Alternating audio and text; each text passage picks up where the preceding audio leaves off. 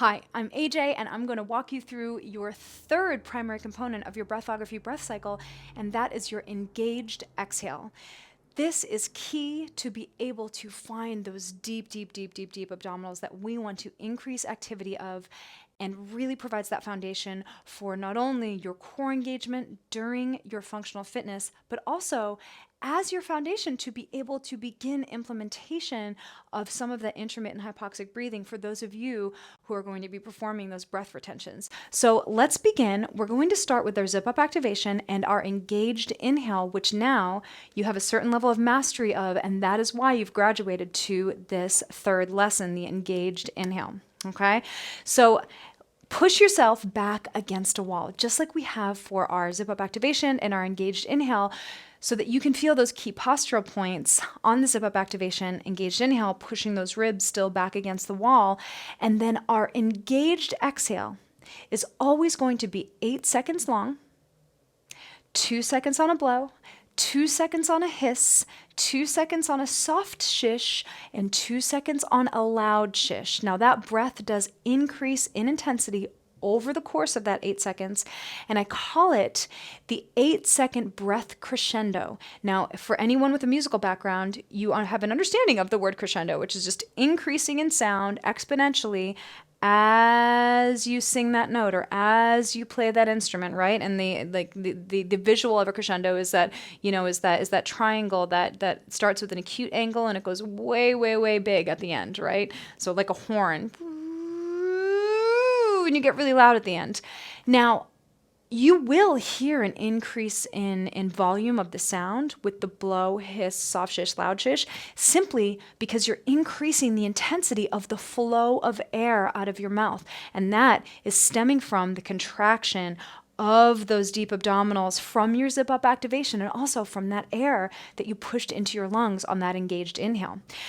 Let me demonstrate once up tempo so that you can see me perform that 8-second exhalation pattern on a blow, hiss, soft shish, loud shish after I perform my engaged inhale. Okay, this is the third primary component of the breathography breath cycle. Very key. Let's take it from our zip up. Inhale, hiss 1, 2, 3, 4, 5. Inhale 1, inhale 2.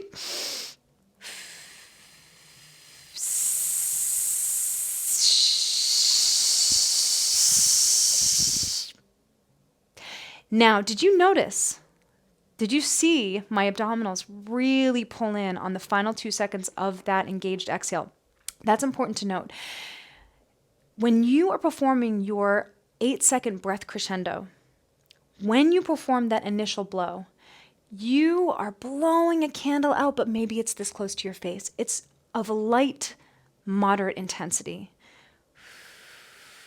Just about that intensity.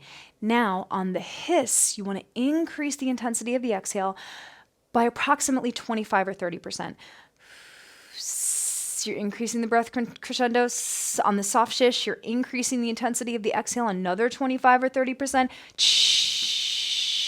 So that by the time you finish your soft shish, you feel like you're mostly drained of air in the lungs. Maybe there's a little bit left. So on the loud shish, you feel like you're squeezing the abdominals in to squeeze out the last bit of air. And I want you to actually imagine that you have no air left in your lungs by the time you get to the loud shish. Now, do you have air in your lungs? Yes, you do. There's always a certain amount of air. It's called residual volume. And that should always be there.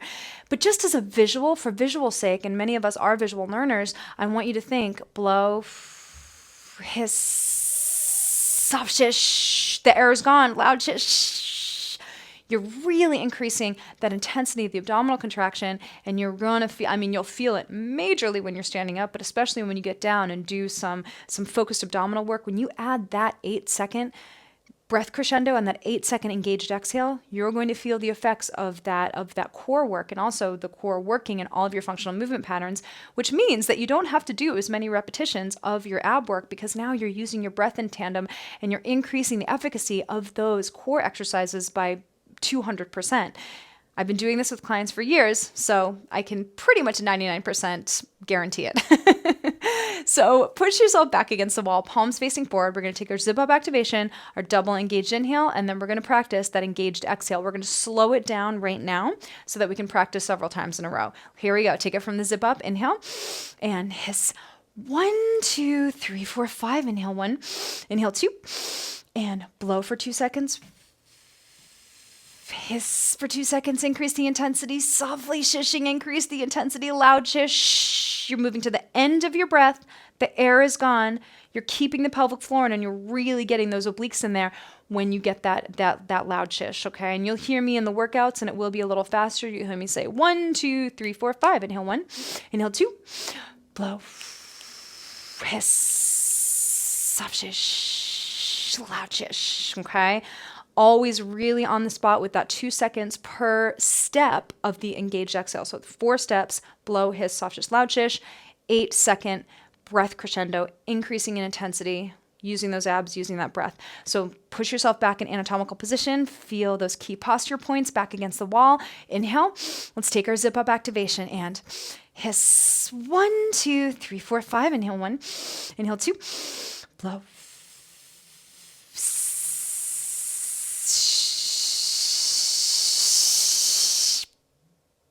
Let's take it again. Inhale and hiss. 1, 2, 3, 4, 5. Inhale 1, inhale 2, blow.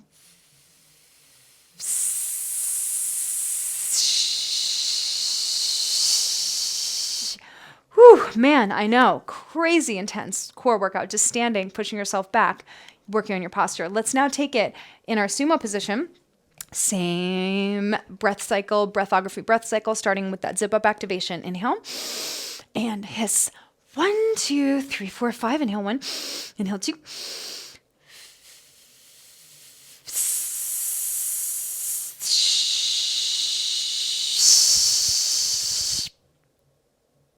Release. Take it one more time. Hiss. Inhale.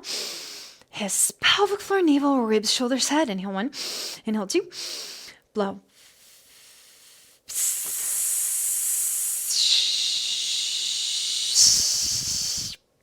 Wow. And I want you to remember that engaged exhalation, we're continuously working the zip up activation muscle. So I want you to continue pulling up the pelvic floor, continue pulling the abdominals in, right? So that you're working on the endurance of those muscles, but you're also using them strategically to support your pelvis, your spine during exercise, okay? So this is very specific to movement. Now, let's go to the quadruped and let's really feel that zip up activation and that engaged exhale. This is exciting. I think you'll be surprised as to how much you feel the core here. Inhale and hiss. Pelvic floor, navel, ribs, shoulders, head. Inhale 1, inhale 2, and blow.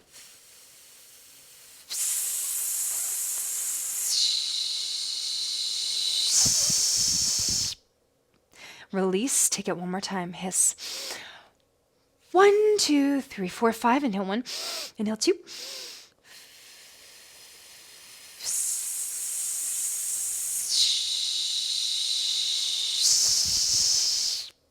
Let's take it one more time and hiss.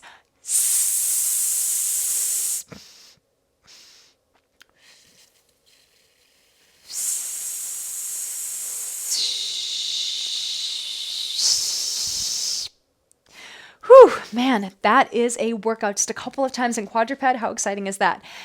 Please keep reviewing and practicing all of the steps in your engaged exhale. Make sure that you have a deep understanding of what it feels like to perform an 8-second breath crescendo and what it feels like to loosen the ab ribbon around the waist as you go through those 8 steps of your 8-second engaged exhale. Now, when you perform your engaged exhalation, you will feel that ribbon tighten a bit around the waist. On the blow, it starts to loosen a bit. On the hiss, it loosens a little bit more. On the soft shish, it loosens a little more. And on the loud shish, it's at its loosest point, okay? And that sets you up for those breath retentions and everything that follows that loud shish, okay? So make sure that you have that tactile feedback and that proprioception. And at first, you can start by just imagining the ribbon around the waist.